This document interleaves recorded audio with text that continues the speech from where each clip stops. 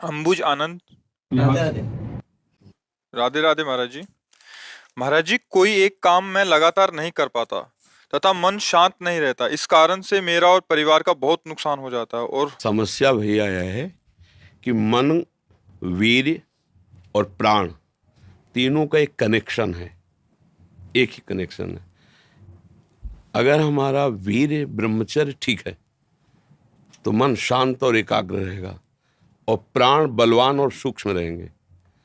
अगर वीर्य कमजोर हो गया तो मन चंचल, अशांत और प्राण स्थूल और बलहीन हो जाएंगे। स्थूल, सूक्ष्म नहीं होंगे। अब हमको मेन पॉइंट पर सुधार करना है, चाहे गृहस्थ हो चाहे विरक्त। गृहस्थ के लिए भी एक संयम से बर्ताव करने के लिए कहा गया है, और अगर जब तक ब्याह नहीं हुआ तब तक तो और संयम से रहना ही चाहिए।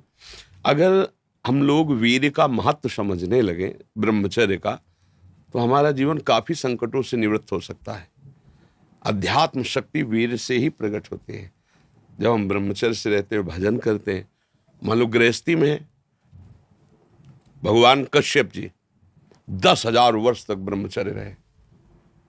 फिर उन्होंने माता विनता के गर्भ में, जानते हो कौन पैदा हो? भगवान गरुड़ जी पैदा हुए।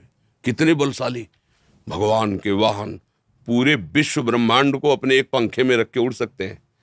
10,000 वर्ष भजन किया तो फिर गरुड़ जी पैदा हुए।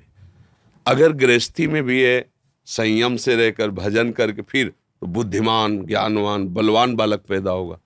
मुझे लगता है ब्रह्मचर्य की तरफ से हमारे समाज की दृष्टि हटती चली जा रही है।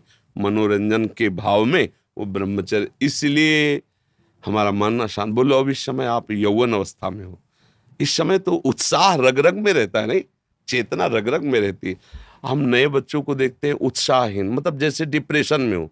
चेहरा देखकर ऐसा लगता है जैसे परेशान हो। क्यों परेशान है? क्योंकि आंतरिक जो शक्ति सपोर्ट करने वाली है नहीं।